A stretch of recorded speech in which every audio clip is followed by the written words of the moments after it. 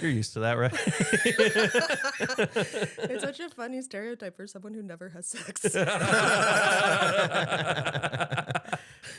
It's George and Brendan's Real Big Time Podcast, yeah. Tell your friends, tell your grandma. It's time for George and Brendan's Real Big Time Podcast. It's the most important pod in the world.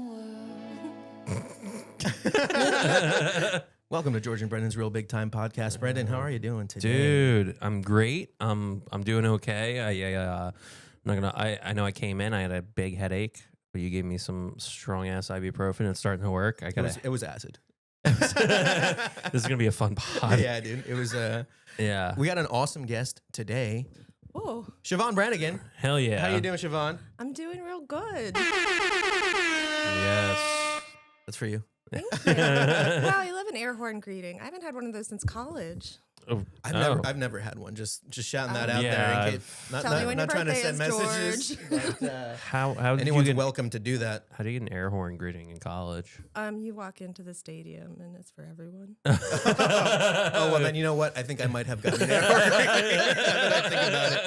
Now that I think about it, It's a communist air horn greeting for everybody. Yeah. Shevaun, you're a Philadelphia comedian. Yes. How long have you been doing comedy for? Less than 2 years. God bless. Oh yeah. Yeah. Why did you start? I started because I wrote poetry before I started for like 20 years. Did you ever do like poetry readings in front of people? Mhm. Okay, cool. Yeah, I had a little success with poetry. Like I traveled to Italy, I went to Ireland. I That's a like, lot of Italia. success. Yeah. In my opinion. now I'm going to Jersey. I'm going to Delaware. So equally successful, you know. Yeah, I'm getting paid in drink tickets. People say that Delaware is the Italy of America. Yeah. People say that, right? Everybody Some people says say that. Yeah. It's beautiful this time of year, Delaware. Yeah, so I did poetry for 20 years, and I was like I loved storytelling and metaphors and the rule of three and all of that, and but I just wanted to like die, and I hated myself. Sure. Yeah. Who So- doesn't? Okay. Very relatable. I hate Right? when I meet people that don't want to kill themselves, and I'm just like, "What's wrong with you, dude?" You know? Yeah, You think- disoriented. Yeah, you're Yeah. fine. That they're happy. I really do. My girlfriend has a friend, Natalie. Shout out Natalie, and she's just like normal. You know what I mean? Normal Natalie. Just like Normal. she like has energy to go out all the time and has 2 kids, and she never complains about anything. Damn. And I'm just like, what sauce do you got that I don't? I You know. know what I mean? What's the positive? Is that just positive mindset? You know, I think you're it just, could be like that. Her brain doesn't have the anxiety button. that's great. Yeah. You know I what I mean, mean? maybe like if you had, there's got to be somebody without like anxiety. You know, like that. no. You don't think so? No, You think? no fucking way. I That think like freaks me out. I Just know. to think about. I think there are people that like genetically do have like no fear. Like it's like a defect, which would be insane. You know what I mean? Because it can be a Cool. trouble. Like when you're growing up, like you need to like not touch fire because you know that it's you're afraid of it because it hurts. But if you have no fear of The pain. you're just like I'm gonna go for it. yeah. Damn. Damn. But yeah, poetry's a lot like that. Well, so I wrote it for 20 years, and then I stopped wanting to die, and I felt happy. And like I would invite Okay. my friends to my poetry readings, and they'd be like, "Oh, I've got anything to do instead." Yeah. And like no one ever wanted to come, and when they did come, they were so bored. And then I started doing comedy, and like my dad would come up from Virginia to see me tell vagina jokes at people like Helium. to It was laugh, so yeah. fun. Yeah, it's a better invitation. I Yeah, think. yeah. You ever do like funny poetry? Yes. Yeah. Yeah. In like the way poetry can be Can be funny. Yeah, yeah. It wasn't. It'd be the type of thing that a guy in the background would be like, "Ha! No!" Takes his monocle off, puts it back on. I made a lot of observations about gender in America that were Hilarious. sort of like coy, Right. and people would like raise their wine glasses and be like, That's nice. That's how smart people laugh.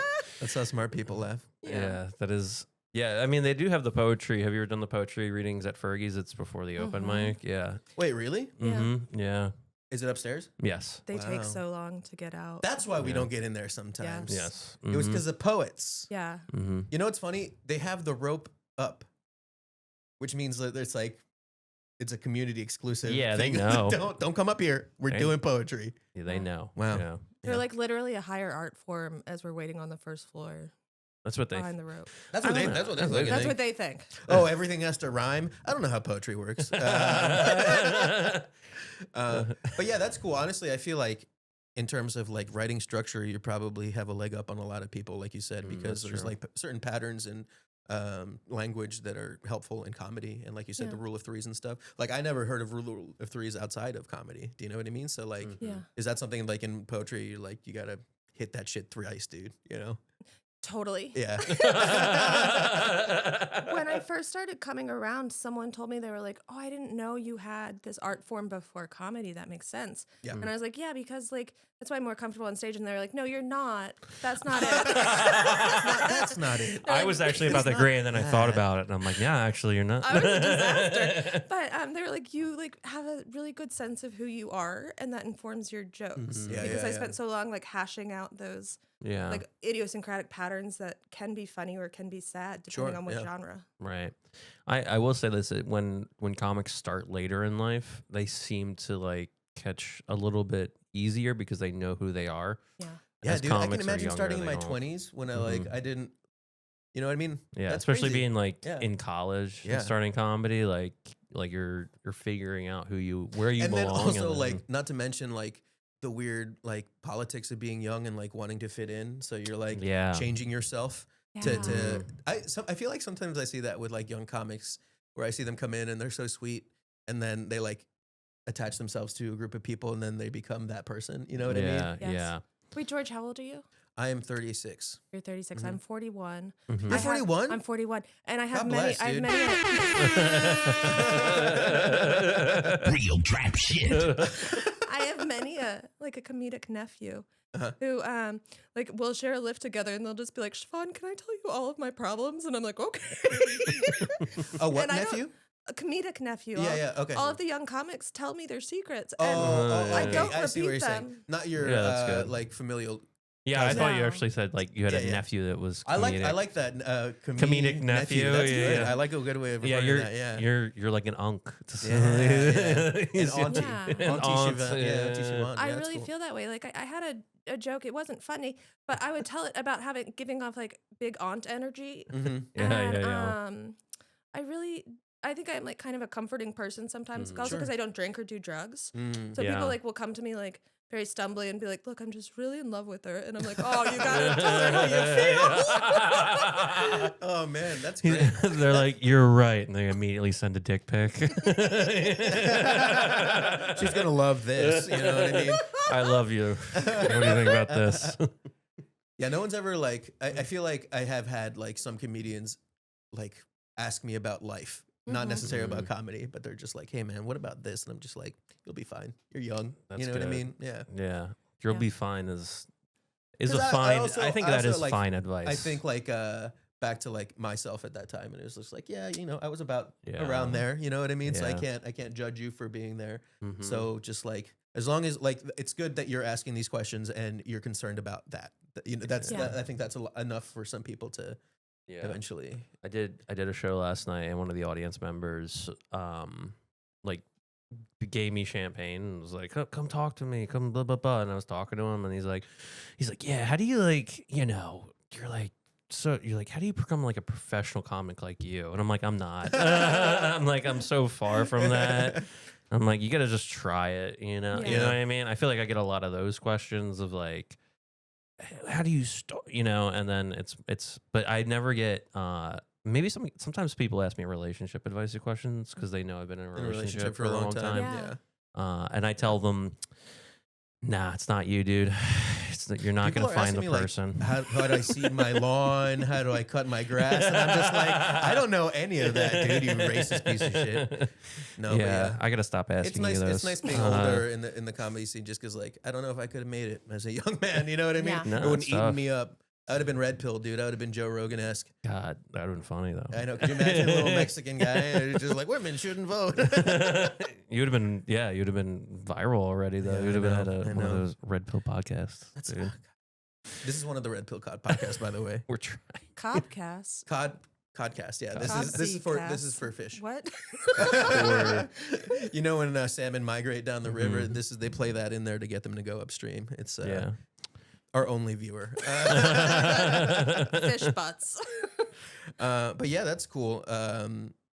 Do you I don't know, what do you hope for with your comedy career? You know what I mean? Oh God, I don't know. I think about that sometimes because I feel like I should have an answer to that question. I don't, which is why I asked. Okay, people. thank God. Yeah. I genuinely like when I first started, me and my we were best friends and we were both started comedy at the same time, and we're like, what are your goals? And her goal was to be on Kill Tony. She asked me. Interesting. She was like, what's your big goal? And I was like, I don't know. I guess to be like a Philadelphia comedian people think of when they book shows. Yeah. And I kind of think I've like hit that level. Like there are shows I'm not booked on that I would like to be booked on. But But you get booked regularly and you get a chance to go up there in front of a real audience, which is nice. I think that was my main goal too when I thought about it. Yeah. When I I don't know think if I'm like quite there, but the ultimate because I do recovery, I live in like a just for today mentality. Kind of bad at setting like long-term goals for myself. I'm like, I want to write this joke and have it be funny tonight at the mic. I don't that's enough. think a long-term trajectory for my career. Yeah. Interesting. That's great and healthy, I think.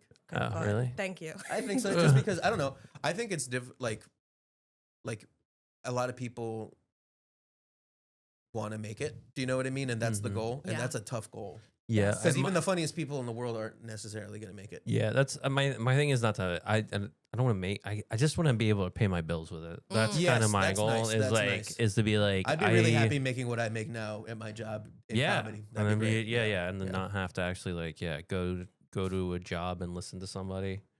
You need to find like a baby mama that loves really hacky jokes. You know what I mean? Me? Yeah. Oh no, I do. You know your hacky ass jokes, Brennan? No. Yeah, Megan needs to start making more money. I agree. She really needs to fucking step it up, dude. Are you kidding me? Support my lifestyle. Yeah, but I don't know. I think that's a good long-term goal. Yeah. But you have a good job. Like you have a job that's like good for the world. You know what I mean? I have this low key in my brain. The next stage, I don't know when it is, but I drop down to 4 days a week at my job. Nice, that's great. Yeah. But I lose my health insurance. Oh, that's not great. But well, then you know I what? make Just it don't up get with sick. comedy. I know. I'm constantly sick. I'm like the biggest. I've had COVID 4 times. Yo, crazy. I am like a crazy person. Sick. Probably right now. You're probably both gonna die after this podcast. Oh, yeah. I'm so sorry. Thank you. But I love my job. It's helping people experiencing homelessness. It's meaningful.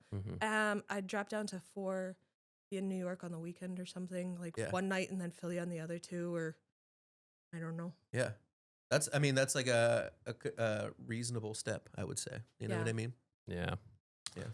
You want to get in the first segment? Yeah, because we were talking about life, which is really spooky. Yeah. And now we're gonna talk about even more spooky stuff. It is Halloween, which is nice. Spooky season. Spooky season. You guys ready for this shit? Yes. I don't know.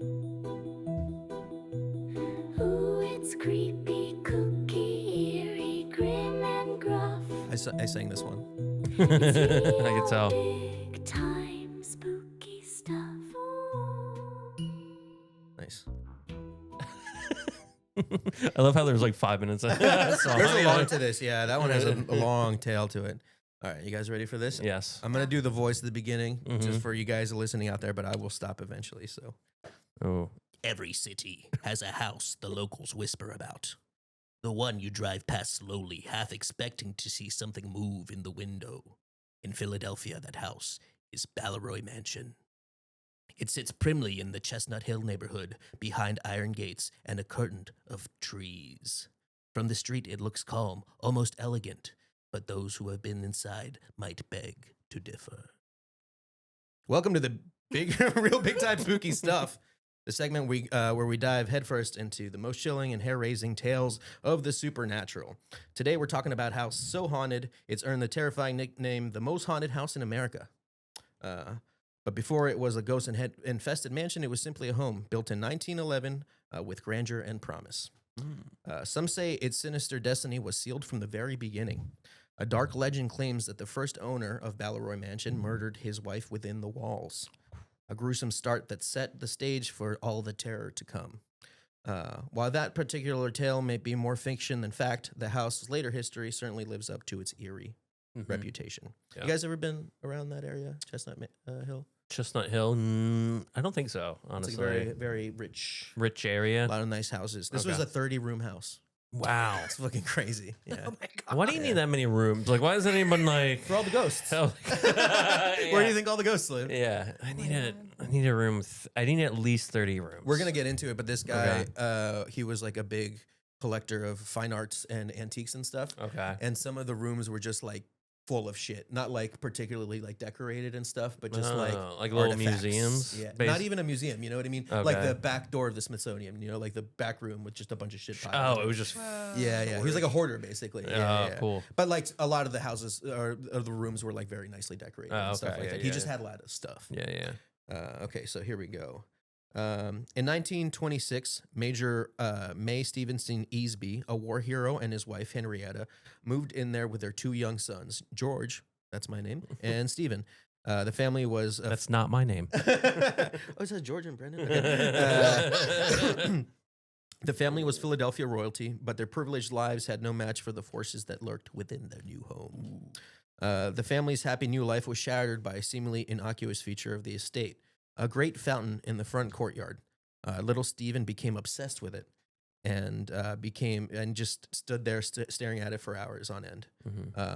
It was here that his older brother George had a terrifying premonition. He glanced in the water and saw Stephen's reflection, but instead of a head, it was a grinning skull.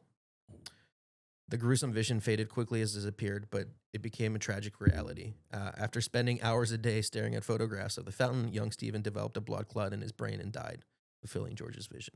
Whoa. So that was like the first spooky thing that happened. Yeah, yeah, yeah. That's damn spooky. Yeah, very spooky. I like that they said vision. Yeah, Yeah. that's nice. Staring at the photo blood clot dead vision. Very poetic. Yeah. Yeah. Yeah, I You would know. appreciate that. Yeah. I like premonition better, but okay. Premonition's also a good Oh. word. I'm not picking sides here. Someone just claims to be a poet. I'm just saying. Stevie's death was just the beginning. As George grew up in the mansion, he came to understand and at times fear the many spirits who called the Ballery home. He would live there until his death in 2005 and became a local celebrity because of it. George Easby was an artist and actor, but he had best known for embracing his haunted home's reputation, hosting ghost haunting events and sharing his chilling stories with anyone that would listen. The ghost of his brother Stephen was a frequent visitor. George often saw a wispy figure out of the corner of his eye, especially in what used to be Stevie's room. Objects would move on their own, and one time a picture of Stephen was found ripped from the wall after a loud bang rang after a dinner party mentioned his name. And it wasn't just George who saw him. Years later, a contractor working at the house claimed he saw a young boy with blonde hair staring at him from a bedroom window. The sighting was so chilling that the partner refused to return to the home. Ooh. That is He's a scary. contractor, which is like, you would think like a big Like contractor guy is not going to get spooked Yeah, easy. yeah. I don't Possibly- believe in no ghosts. Oh shit. Oh, shit, that's a ghost. That's a ghost. I'm not going back in there. They're possibly unreliable, though. He could have had another reason. That's true. He's just like, I got booked for a job that pays me more. There was a ghost.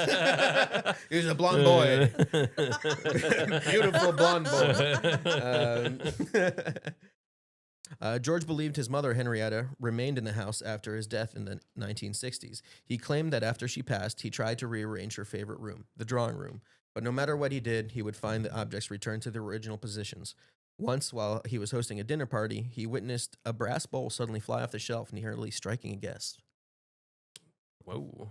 George believed it was his mother's way of showing his displeasure for the changes. It's like, kind of fucked up, Mom. Leave it Oh, alone. the You know what I mom, mean? his mom's a ghost now too. Yeah, she died. Yeah, yeah. Oh, and okay. yeah. So a lot of Damn. people dying in this house. Yeah, yeah. But the Ballery Mansion spirits aren't limited to the Easby family. Stop throwing stuff. Mom, my girlfriend's here. Stop. George Easby, as well as his father, was an avid antique collector. And with the money he inherited from his father, he filled the mansion's halls with countless priceless items. Some believe that these antiques brought their own former owners along for the ride. For example, the ghostly figure of a monk in a long tan robe has been spotted floating throughout the estate. A spectral, grumpy old woman believed to be the home's very first owner has been seen hobbling through the halls, even shaking her cane at shocked visitors. That might have been me. It was just you. It was like, I'm trying to take a nap. Leave me alone. You guys are being so I'm just loud. taking a tour. This part's cool. Then there are the phantom cars. George was a classic car collector, and although his cars were auctioned off after his death, locals claim that antique roadsters sometimes pull up to the long driveway at night only to vanish by morning, as if spirits coming back to pay their respects for the mansion's longtime owner. The most notorious haunting, however, is actually tied to a single piece of furniture. A beautiful 200-year-old blue upholstered chair. The chair sits in a room known as the Blue Room, and it has a deadly reputation. There's a persistent rumor that the chair was originally commissioned by Napoleon himself, who had it created by a warlock. Oh, that seems like the mistake number one. Yeah. A Don't- yeah, warlock. if you're gonna get furniture made, get it done at IKEA or something. Don't like go a to carpenter. warlock. I'll take one table, please. One magical table. That will definitely not be spirited. So this chair became known as the death chair. Chair. It's said that anyone who sits in that will die shortly after. And this isn't just a legend; it's a chilling reality for several people. Peepers? People, couple peepers. All the perverts who sit in that chair dead. A housekeeper who worked for George Easby sat in the chair and died just 2 weeks later. A museum curator met the same fate. George came to believe that the chair was haunted by the vengeful spirit of a woman named Amanda. I don't know why. I didn't read that far into it. According to one account, George once fell It's asleep. Amanda. It's fucking bitch. I knew it. I knew it's Amanda. I know it's Amanda. It's Amanda R, not Amanda F. According to one account, George once fell asleep in the chair only to be awakened by a painful grip on his arm. He looked around the empty room, but the bruises in the shape of fingers remained the next day. Another friend, Paul Kimmins, a man who did not believe in ghosts, was plagued by a strange mist and a constant feeling of being watched by a woman after touring the mansion. On his final visit, an exhausted Paul collapsed into the blue chair and died just a few hours later. That's how some of the male comics feel when I'm around. The constant feeling of being watched by The chair was actually... and the mist. I feel like, honestly, after... They feel the mist too. After two people die on a chair, get rid of the chair. You know what I mean? Why is that chair there? I know it is. It is kind of like. And why which is not- fucked up. Instead of like getting rid of it, he just roped it off. He's like, "This is dead It's chair. a Don't-" nice chair, though. If anyone tells me there's a death chair, I'm gonna sit on it. But then every day, I'm gonna Bree comes fart, down man. and lifts the rope up and lets everyone sit on it. Yeah. George Easby passed away in 2005 at the age of 87. He Mm-hmm. lived alone in the end, but as he told a reporter for his obituary, he never felt alone. He firmly believed his home was haunted. He even left a chilling note after his death. The note was simple, but the message was clear. There are ghosts here. Don't be afraid.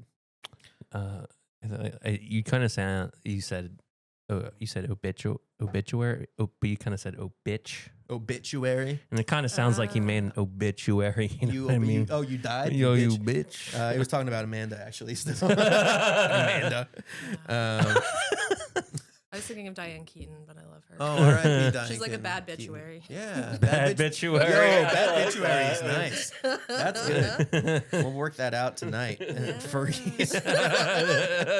What about, obituary? Okay.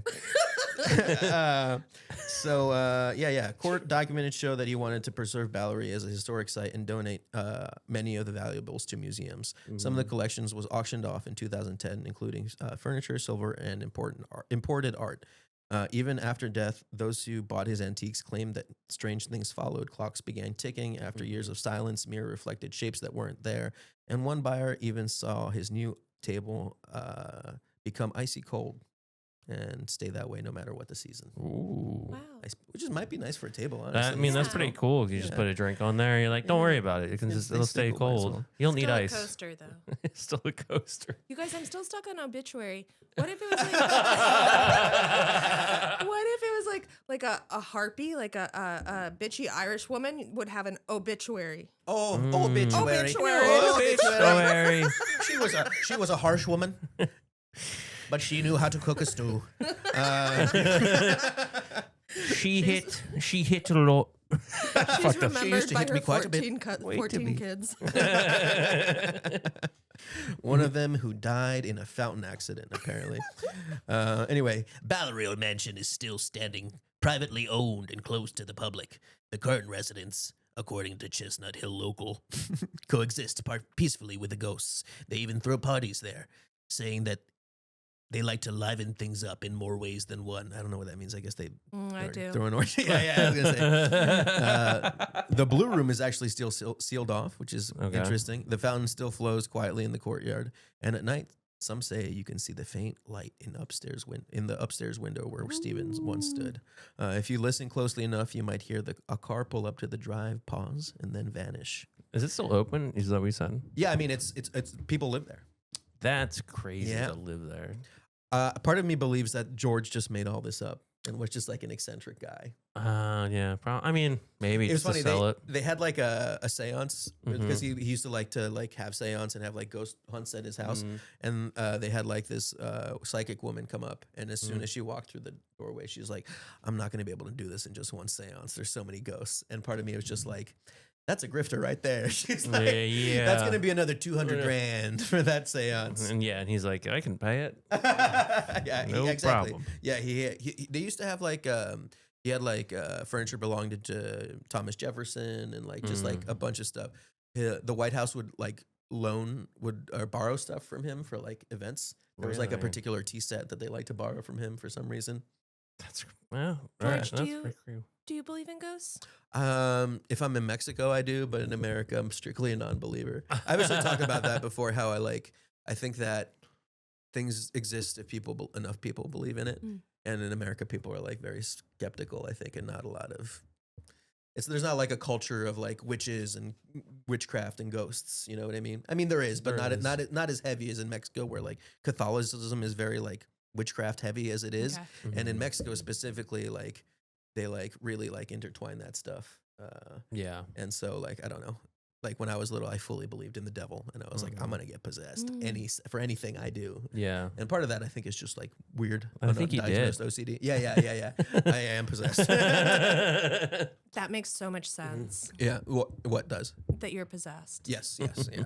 I'm very evil, but like, Yeah, it checks out. It makes a Yeah. lot of things this click teal into Phillies place. hat. What is that? It's a evil, teal. yeah. Yeah. what's A going teal on? Phillies hat. I It's a match. I just bought this yesterday. I saw it at the store and I was like, I got it. Yeah, it looks I gotta good. share It's that a mess. P for purgatory. It was $25, dude. That's not bad. I know, for a fitted hat. Yeah. In this economy, In you this- can't. I'm basically made money on this. Dude. Yeah. Yeah. I love the outlets. Yeah. But yeah, that was Balleroy Mansion. Balleroy You guys, Mansion. do you believe in ghosts at all? No. No, you never felt spooky? No, I grew up an atheist who didn't believe in ghosts.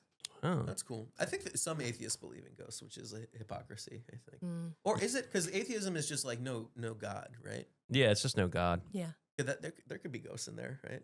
I think it depends. I think it's like Not like, Siobhan's brand of atheism. Oh, It's like apparently. a Venn diagram, circle, rectangle thing. Yeah. Sure, Yeah. There's rectangle, square thing.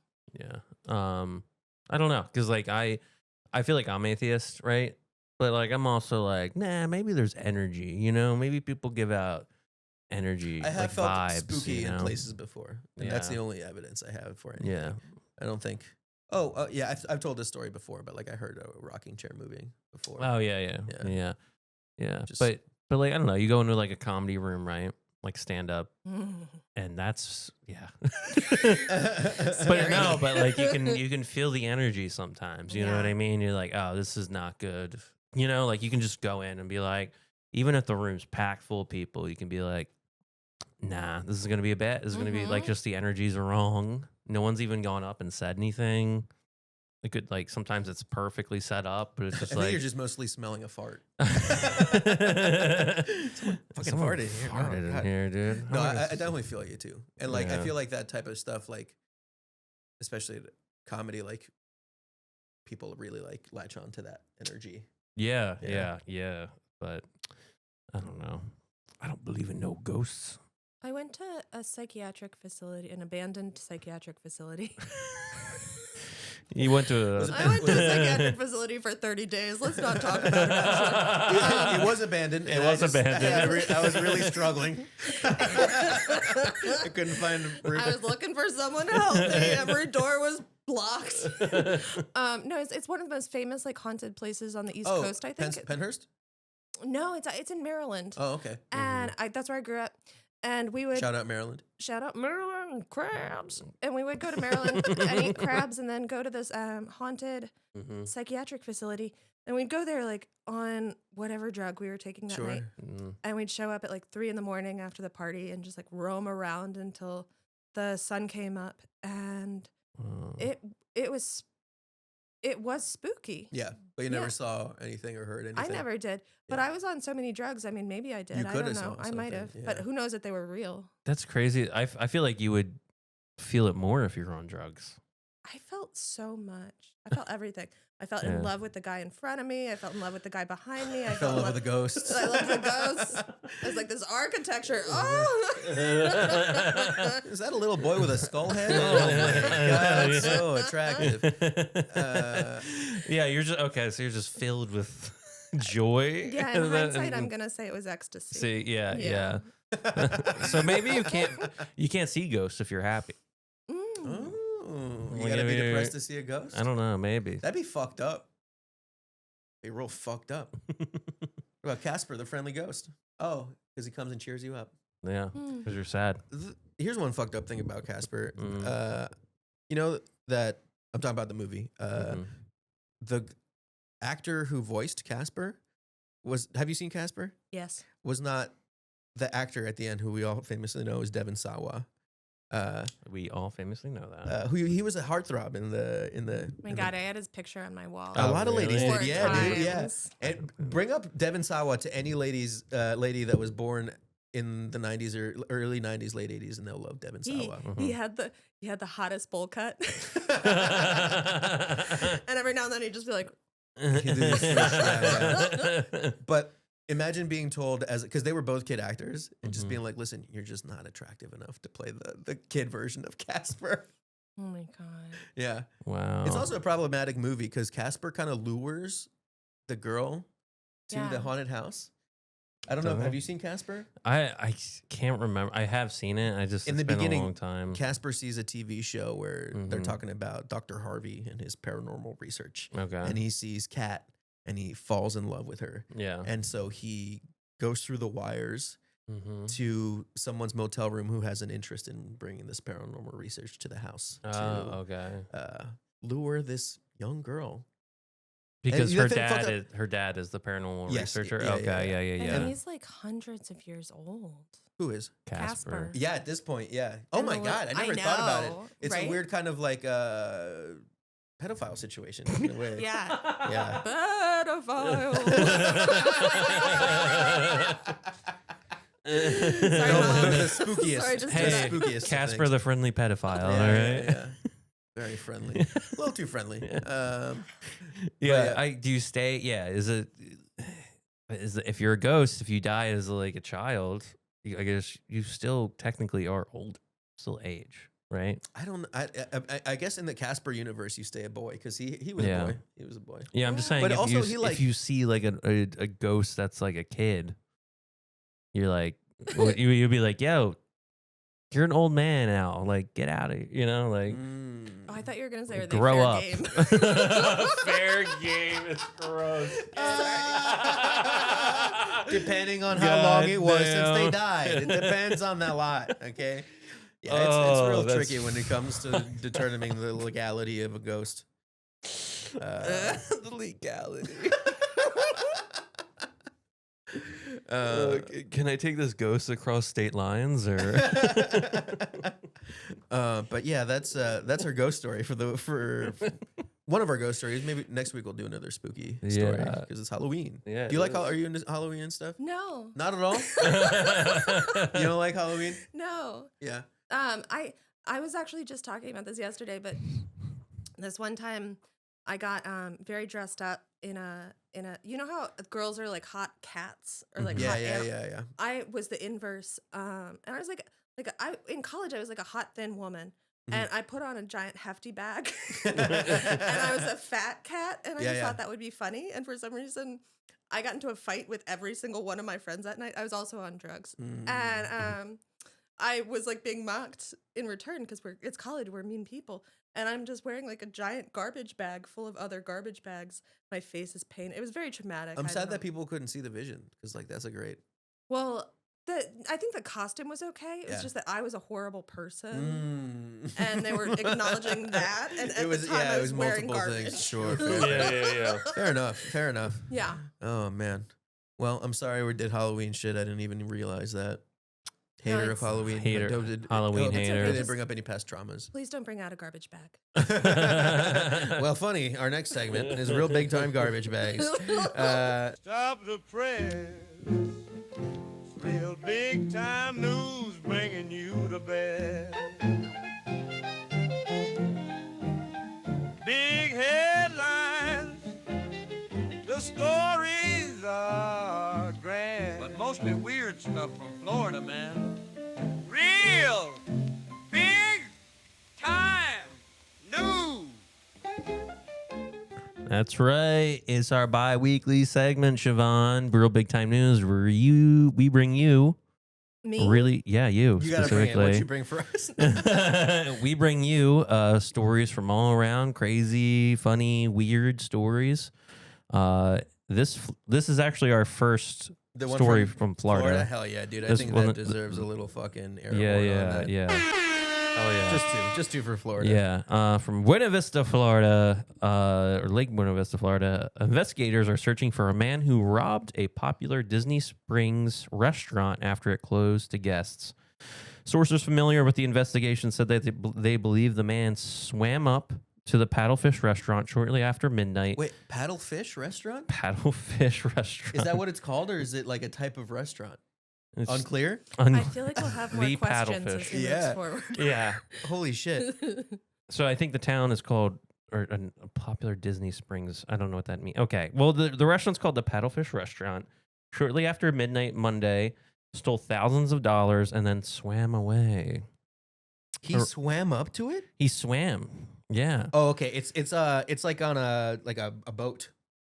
Yeah. It's on like a dock. It's on a ferry. Yeah, One of yeah, those yeah. old time. Okay, cool. So a report by Orange County deputies indicated the man found a place to store his wetsuit and scuba gear before walking into the He manager's had a office. full scuba? Yeah. Damn. Wow. I know. That's This awesome. guy is prepared. Honestly, respect to that Yeah. guy, dude. Where cash from the night was being counted and deposited into a safe.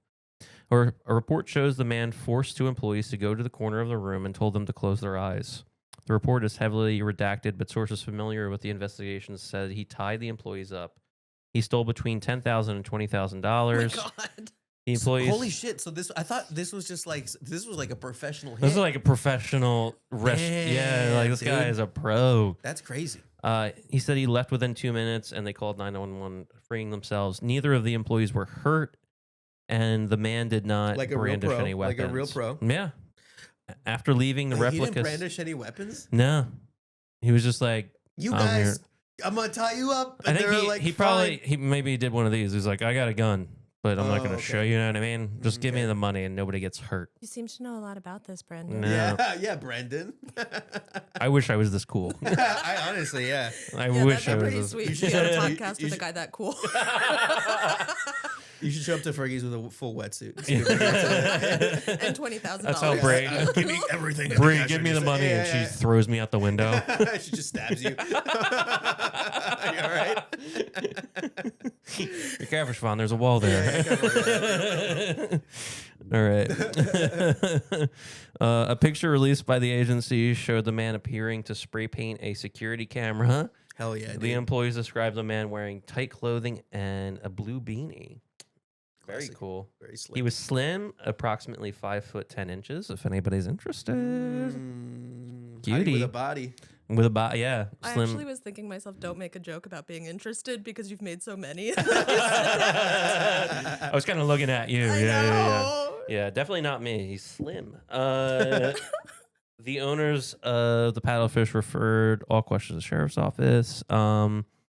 And just the restaurant opened as normal to guests recently, but now they have extremely tight security for For a fucking paddle for boat restaurant. for a Is it paddle as- boat restaurant. Is it as tight as the burglar's clothes? Good question. That's Good great. Also, question. that's a lot of business. I guess I don't know. A lot of high volume restaurants probably easily make $20,000 a night. Yeah, I mean, I think it's a Disney themed type restaurant too. So I like to imagine that he was just Mickey and Goofy tied up in the back. I don't know what happened. Well, gosh, I think he stole $10,000. Oh shit! What if it was an inside job? Could have been Mickey.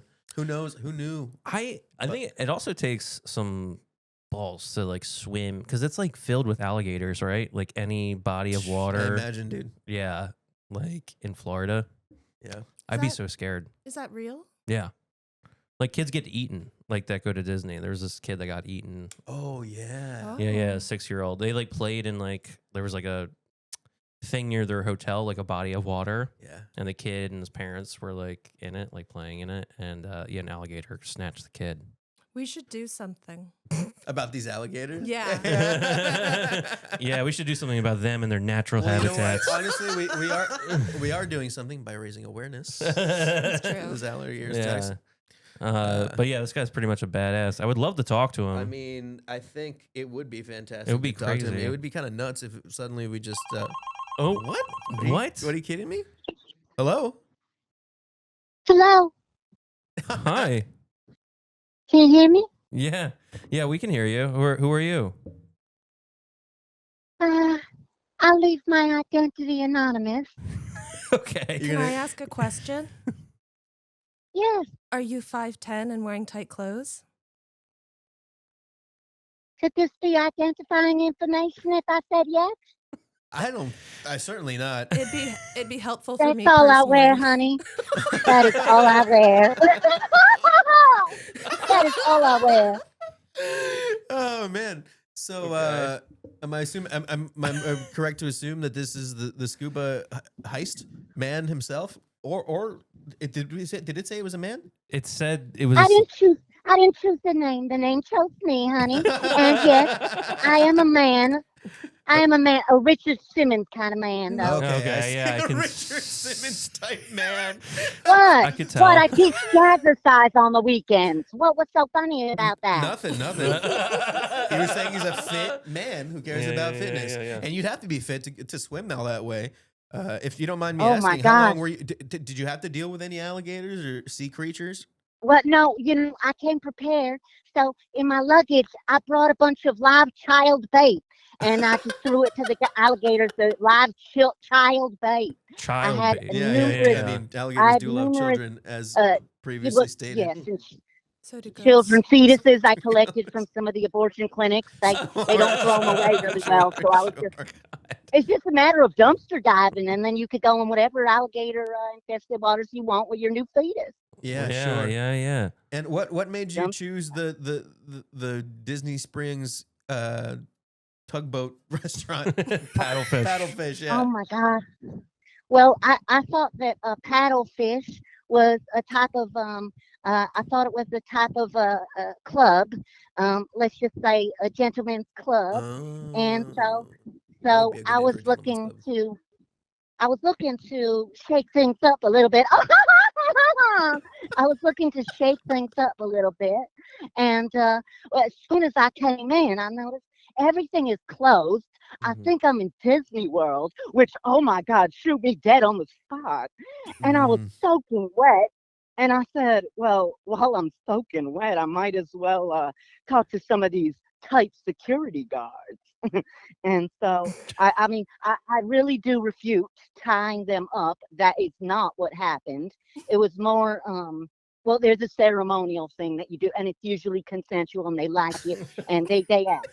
They asked So, for you're, it in the so first wait, your version of the story, it wasn't planned.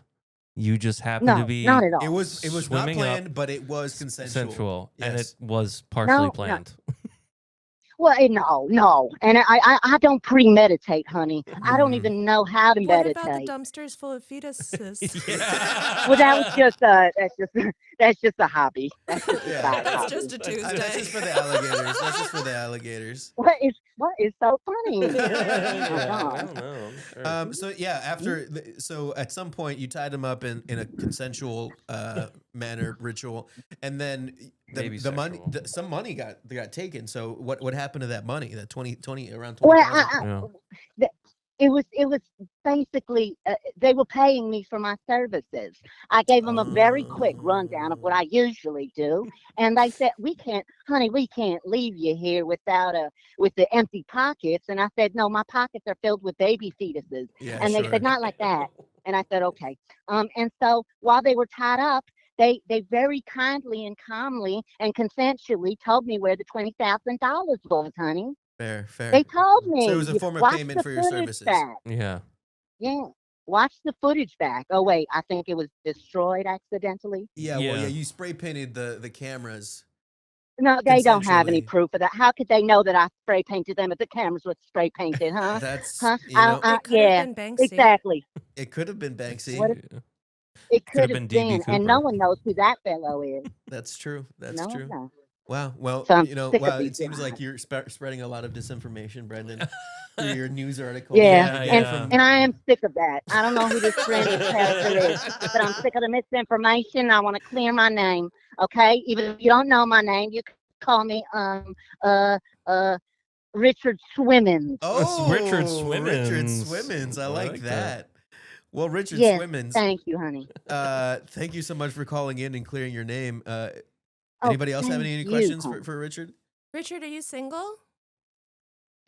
I might be, honey. Who's asking? Shevaun Swimmins? Oh my! We'll get well. You can text me with her, You know with the her number. breaststroke, honey? What do you say? I said, do you know the breaststroke, honey? Oh, Breaststroke. I know both of them. Wow, we're experiencing true upper level flirting right here. That's crazy. Upper level. I thought it was beneath the surface. Oh, That was that's a great. scuba Couple diver scuba joke. boys. Yeah, that was beautiful. Well, Richard Swimmins, thank you so much for calling, and well, maybe Oh, we'll well, have you on thank again. you, honey. Yeah, yeah. Thank you so much. you Have have a swimming swimming, day. yeah, swimming full day. Bye, Swimming bye. full Bye, day. Richard. Totally swimming. Wow, we just get the Yeah. best guests calling. I you what know. I mean? know. It's And I it's don't know how they crazy. get them my number. Yeah. That's the weird thing. They figure it out That's though. weird. They That's call weird. in. A lot of people, it's in demand, this podcast, so I Yeah. understand. Yeah. Richard Swimmins though. It's good that we cleared that up. Yeah. Because You can't have people. also, I didn't get to ask, but I thought Florida was pretty non-abortion, but he must go to different states. okay. Yeah. I mean, that's what I do. He's so. got to really drive out to different states. Different countries in some Different- cases. Yeah. Well, yeah. but, sometimes you make like a joke like that and it just doesn't land. You guys know what I mean? Which is why we're moving on to our next segment, brand new segment for this week. Let's get it started, guys. Yeah. When the crowd don't clap, when the joke goes flat, oh no, it's a real big time bomb. They died up there. That's right, ladies and gentlemen. Welcome to Real Big Time Bombs, where we talk about the Yeah. worst, the hottest, the biggest bombs we've ever had as comedians. Or maybe in real life. Sometimes you can bomb in, like, I've bombed Oh. meetings before, like Bombed board in- meetings. I was thinking just like a friend's. Like in a friend, like when you're hanging out with your friends, you make a joke and everyone goes, "What? yeah. Oh, yeah. What was that?" I've You're done like, that on this podcast. I think I can remember the first time I bombed. My dad had like a scar on his hand, and I wanted to do like a bit pretending to be a doctor and like pointing at it with a pointer, and I accidentally hit it inside, and I just like hurt him. And he was like, "What are you doing?" And I was like, "I'm doing a great bit." And you don't even understand it. And I've been chasing that feeling ever since. You know Yeah, what I mean? yeah. Nothing like father's disappointment Yeah. to really make you want to do comedy. do it more. Yeah. Yeah. So Shevaun, Yeah. you know, big time bombs. This is your segment. Yeah. I'll tell you what made me think of it was so I had like a little I'm very like day at a time, as I mentioned, right? So I'm either great at comedy or I'm bad at comedy or I'm in between at comedy, but I'm never a nuanced like trajectory of growth or decline. Okay. And I had this Wisecrackers competition that I placed second in, and no, and One air horn. Oh, it's not playing. There we go. There we go. that's fitting that it. Yeah. Second place. It's second place. It's not that big a deal. But I was like, oh, I am the best. Like my ego was just like so big, and I was like working so hard to practice humility, and then for like 3 weeks straight, every open mic I went to, I just shat the bed. Nothing like an open mic to humble you, man. Yeah, and I was like trying all this new material that I thought was so funny. Yeah. And I hate when you write something that you're really proud of, and you're like, Yeah. this is a joke, this is gonna kill, and then it's not. Yeah. yeah, and it was like the day before you asked me to do this show. I performed one of those jokes that I thought was brilliant, and the audience was like, please get her off. Like, please adjust the timer to 0, Charlie. no. Like, it was a brownies. It was like, get her off stage. And the joke was like, it was a culmination. It was from this comedian I'd seen like a lot, and Jamie Fitzpatrick like were influencers on it. I thought about it so much. It was like this joke I'd wanted to try for like a year, and I tried it, and the audience was just like so disgusted. Nice. And it culminated in me saying, "You in?" to the imaginary man I was talking to, and everyone. And then I was like, "Okay, bye." And the audience did this, and then Brendan gets on stage because Brendan was hosting Brownies that night, and he was like, "I don't think anyone was in, were you?" No one was in. And it was true. No one was in. Yeah. And it was one of those roles of the host to like get the room back because I had bombed so badly that the room needed to be reset. And that happened to me multiple times that week, where people would like, after I went up, the host would be like, "How are we doing?" Like they sound like a concerned mom. They're like, "Are we okay, Interesting. audience? Do Yeah. we need candy to get over Yeah. what just happened?" Do you Like, think it was because you were riding that high that you were confident, or I think I was trying new material without trying new rehearsing stuff, it yeah. enough. yeah? Like I wrote it and then tried it. I didn't Without, like- practice it. Yeah, I don't think about practice. I do. That's what I do. You just Oh. go. I don't. You practice it? I have to. I have like Really? because my memory is so shoddy. I have to like I forget the words if I don't. I don't know Gotcha. if I practice it, but I definitely write down jokes and I read them a bunch to try Okay. and memorize at Yeah. least the general structure. And I'll write it down beats. once. I'll throw it up. I'll try it. Oh, we'll Mr. figure it Brandon's out. a genius. No, I mean I'm just kidding. that's No, just my fucking system, yeah. you know, guys. That's just my. Also, that night at Brownies was awful. That was a Yes. bad night in general. So don't Yeah. feel bad. But that was That goes into was what we were rough. saying before about just like sometimes the bomb, you just feel it in the room happening before you even get up there. You Yeah. know what I mean? yeah. Especially at an open mic. Especially at an open mic. 100%. But the data set was like, I think I probably go to 4 open mics a week, Mhm. maybe more. Yeah. And I bombed it so, and my spirit just, Oh. I got so sad. Mm. Like I felt like I was standing up there with like the mic, and I was like, should I be near a cord right now? Like, am Yeah. I gonna hang myself if this doesn't go well? Stop her. And then I went. It was kind of cool. I went to home court comedy. Yeah. And I just was like, I just talked about how bad I was doing, and it was really funny. And the comics were like, "Oh yeah, you have been doing really bad, and we see this in you and your capacity to do better." And it felt like being part of a community that cares and notices, and also will mock you. Yeah. Yeah, It's a lot of self-reflection, I think, with bombing. Yeah. You know what I mean? I think it's a part of it, you know? I don't know. It's, you can't, I think it's impossible, like, to kill every time. Like, there's nobody that kills every time. Yeah. You know? I think even the best comics Yeah. go up and bomb. You have to, because you have to figure out how you're going to say the joke, right? So, like, you have to, there's no other way to do it, you know? yeah.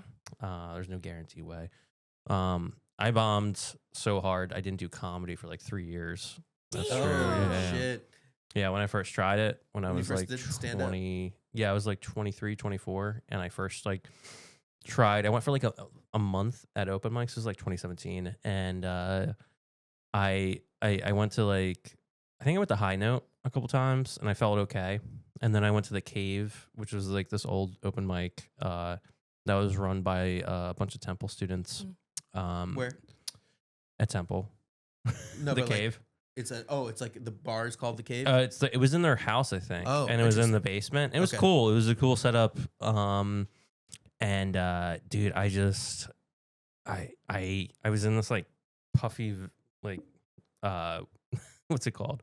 Vest, you know? And I tried to make a joke about it, and it's just the room was filled with college students, just like to the brim, and it was just quiet. Just looking. And then I tried my next joke that I was doing like the week prior at the other mic. You know what I mean? Just felt, and I left feeling like, man, that was the worst feeling I've ever had. Yeah. And I ended up, not doing comedy until like 2021, I think, after that, like stand up at least. Yeah. So bad, like some bad, but I think that's a part, like you have to learn to be like, that's okay. You have to learn to be okay with the discomfort of the silence. Yeah. It's like a part of it. I think too, this is the story I meant to tell, but like I like 3 months in, when Next in Line had open mics, I did a Next in Line open mic, and my friend and I were the only women there, and it was all men in the audience, and my friend and I had been doing it for like very little time. Yeah. I get on stage, I was like, make some noise for the one woman here. And which is not a popular way to like start among a group of men. They're like, go, okay, we got you. And then I did this joke that I've repurposed and made funny, but at the time it was just abominable. And it had like an act out, and it went all over the stage. Multi-parter. Yeah, it was about taking my cat's Prozac when I run low on my Prozac. Nice. Which is a true thing I do. It's the same medication. It doesn't matter. It's just cheaper. It's like it's not kitty Prozac. Potato. Prozac, And I did it, and I'm like on all fours on the stage pretending to be a cat, saying, "Will I ever find a husband?" Which I thought was so funny. And even my female friend who was with me was like dismayed. Oh no. And all the men hated me. And it was also objectively bad. Like that intro didn't help, but it was also objectively bad. Yeah. And I thought to myself, I was like, I don't drink, I don't do drugs. Comics are drunk and high all the time. No one will remember this. And I reassured myself that no one would remember this. And then 4 months later, some like obscenely long time later. Hey, that's Cat Girl. I'm like in line about to go up at Fergie's, and Jake Lipinski is like, "Oh, are you going to do your cat Prozac bit?" And I was like, Jake will never forget. Yeah, Jake does not forget. He doesn't. No, he does not forget. Especially on a bad, like a bomb, like a bad bomb, he won't forget. He'll be like, "Oh yeah." I didn't like know who he was, and he knew my worst moment in history.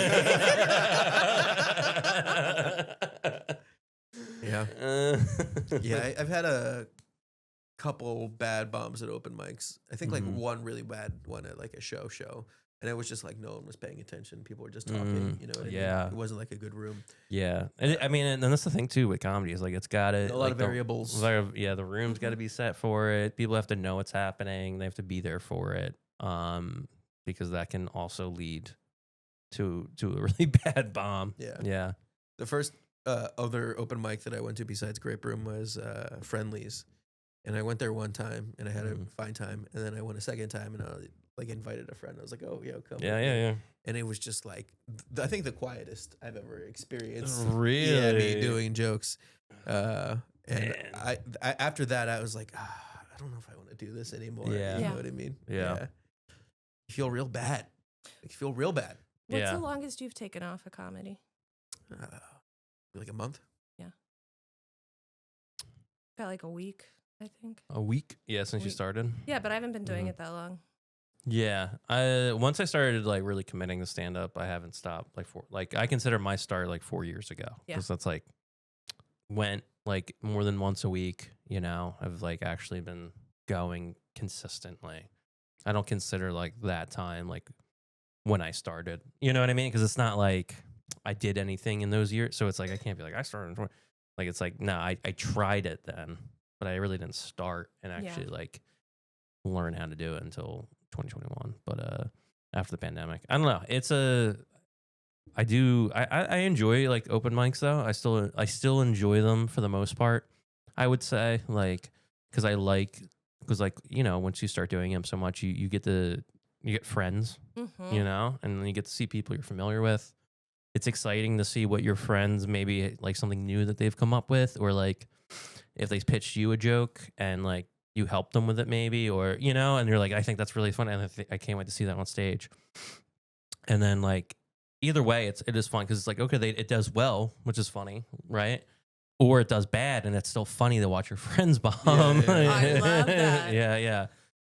So it can still be like a really, fun experience. There are people who perform at the open mics who aren't necessarily like pals of mine, Mhm. but I'm like big fans. Like we're not like best. Like we don't talk about like Megan and whoever the hell I'm dating or whatever or anything. Like we're not like Yeah. best friends. We're Yeah, not, no. I would consider us nemesis, but Yeah, I I do would say hate enemies. you. Yeah. It's strange that I'm even here.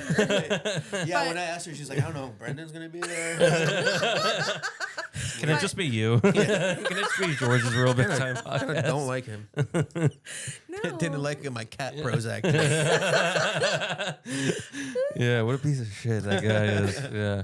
But like Sean O'Shaughnessy is someone who I admire. I'm friendly with. Like we're like peers, kind of, Yeah. but we're not best friends. Yeah. You know. Mhm. Yeah. And when he gets on stage, like someone's talking to me, I'm like, Yeah. I want to listen. Like this is like Mhm. I'm watching my peers or like friendly person's career blossom and like their Yeah. art blossom, and it's so nice to see those people who you're really invested in like Mhm. grow on stage. You're definitely one of those people. Oh, thank you. Yeah. You have been since you started. I feel like, well, here it's funny because I remember the first time meeting you, Yeah. and I didn't realize you were being nice. I thought you were being facetious. You're too genuine. Yeah, Yeah. and Too I genuine for Philadelphia. it was at Fergie's. I know you like. I probably met you before this, but this is just the first time like I remember who you were. And yeah, we were at I think it was like around St. Patrick's Day. It had to be like 2 years ago now. And I guess it was right around when you started. And I got I did my set. I did really well, and I got off, and you looked at me and you're like, "That's the best I've ever seen you do." Like you said that, and I thought you were being like a dick, My God, can you imagine? and I was like, "Fuck you! You just started." Like I was like, "I don't even know who the fuck you are." Like I was just like, "Thanks." Like, Just trying to give you. but she was genuine just trying to compliment. give me I did, yeah. like, and then I got to know you. I'm like, "Oh, she was being genuine." Just be nice. Yeah. Yeah, I get yeah. that a lot. I did when I was doing the Wisecrackers competition. There was this one guy who met me, and he said I was sitting down. He was standing. He introduced himself. Mhm. I looked up, smiled, looked down, back at my notes, and I just like had no time of day for him. Like I was like the rudest bitch. And he was like, I thought you were like a horrible human being. And just like these like little momentary glimpses you get into another person that you take their Yeah. character from, like they're not inherently accurate. But that hearing you say it like that, like it doesn't sound nice. I guess from my perspective, yeah, no, but it was like it was just, but from I don't know, because like in comedy, it's like very like everyone's sarcastic, you know what I Yeah. mean? Everyone's like doing a bit or like can be like, they can be a little mean, Yeah. with their comments. So I think, yeah, I just thought you were like being like, yeah, it's the first time I saw you did good. Like, holy shit, Way to go, like, champ. jeez, yeah, Way to go, squirt. yeah. That's so funny. Yeah, I have to do a roast on Thursday, and I'm like really nervous about it because I don't know how to be. Have you done roast? I've never done one. Mm. Yeah. I don't know if I would. I don't like them. Yeah. You don't like him? I don't. No, like I being lost to mean Brody. people. That's yeah, I'm not good at them. Yeah. I don't know what I'd be. Yeah. I'd do my first one, and then the rest I'd just be sad at the first Yeah. insult that someone gave to me. Like, do you really think about that? Who Yeah. you going against? She's it's at Emmaus Theater. It's a woman out there who's like just started comedy, Okay. and she's like a very like strong, beautiful woman Mhm. of color who does like Mm-hmm. she's an OnlyFans model. Like she's Oh, shit. gorgeous. Oh, there's a lot of material She- there, though. I mean, I don't, but I'm just like, wow, let's be friends. Yeah, yeah. And I'm texting with her, and I told her, I was like, you're allowed to make one fat joke about me because you ask if there's anything that's off Mhm. limits. And I was like, you can make one joke about how I'm fat. She was like, okay. Okay. And I think she has lip fillers, and I'm gonna be like, when she does make the fat joke, I'm just gonna be like, you're just jealous because you want it injected in your lips or something. I don't know. Like, this is as close as I get. That could be bad. I don't know. It could be a bomb. I could be talking about it on a future. On a future real big time bombs. Yeah. Yeah, it's tough. It's tough with the roasts because Yeah. I think roasts are better with people that you know. Yeah. Yeah. Like I think roast battles between like comics that have personal history, in my opinion, are usually the best, and they're actually friends outside of that. Yeah, it'd be tough to do like someone that you don't hang out with or talk to. Yeah, because like you can be like, yeah, that's all Because then women, it but becomes like, like, oh, what does this person look like? What are the stereotypes Right. of this person? Yeah. What am I assuming about this person based off the very little information that I know about them? yeah. Whereas I know that you're a piece of shit. You know what I Right, mean? right. we all know You- that. Yeah. The only other roast battle I did was with Michael Beavers at Next in Line, and the only bit that worked, like we both bombed. It was horrible. Both did it really bad. But the only bit that worked is when I wore multiple do-rags because he has that bit where he takes off the do-rag. So I took off the do-rag and like revealed another do-rag. And that was the only thing that worked. And then the which rest of it was his just joke. awful, dude. It was just bad. Yeah. I saw him do that joke once at Bellevue Sporting Club. Mm-hmm. It was like an almost completely white audience, and Yeah. they just were like they're like, maybe it's supposed to be like that. Like they They just did not understand. He's the first black person they've ever like. Oh wow! So there's two under there. Huh? I didn't realize they did that. Why is he pausing for so long and not telling a joke? That's real funny. But then the rest of his set, they like cracked up. And Yeah, you got him after that. That's good. Yeah. Yeah, very good comic, Michael Beavers. But yeah, that is funny. I don't know. Roast battles are tough. Yeah, but they can be really good though. I think the best roast I've seen was between Stephen Kane and Holly Huff. They had like an amazing. Oh yeah. But again, they're two people that know each other. They're friends. They talk on the bit, and it was Right. just really good. Yeah. But yeah, roast battles, bombing. I hope, and none of us ever bomb ever again. Yeah, that's If a you're really listening to this realistic podcast, goal. Yeah, You're never gonna bomb. We're gonna live forever. yeah. Do you have a Patreon? No, but I better start one. Yeah, so people don't bomb. So people don't For the bomb. people. But yeah, that's been our podcast, ladies and gentlemen. Siobhan, thank you so much for coming out. Thanks for having me. Yeah. Is there anything coming up that you want to plug? This will come out this Thursday, actually. Okay. I'd love to plug October 23rd, booked at Head House Books. Stores open at 7, starts at 7:30, and then Ha-Ha's for Homes on November 15th at Helium Comedy. Very cool. 4 p.m. benefits my job, homeless advocacy project. Hell yeah. Very cool. Check out those things. Definitely and go to that, dude. We yeah, get people on that definitely. show. They're very funny. It's a good. You can find feel information good for about that it. on your Instagram. Yeah. That'll be Yeah. below you right there. So check that out. Brendan, you got anything coming up? Just follow Caked Up Comedy. We got some cool shows coming up. We're gonna Follow do Kicked like Up Comedy. doing a run in November of late night shows at Ortlieb's. Late night Friday comedy. shows. Yeah, very late Get in there. midnight shows. Really? Yeah, Oh, they're letting us do midnight holy shows. Yeah, Shit. I know. That's past my Get bedtime, ready. dude. Get ready. Cool. So yeah, thanks. You guys have a good rest of your day, night, whatever, and we'll catch you on the next one. Woo. Bye, everybody. It's George and Brendan's Real Big Time Podcast, yeah. Tell your friends, tell your grandma. It's time for George and Brendan.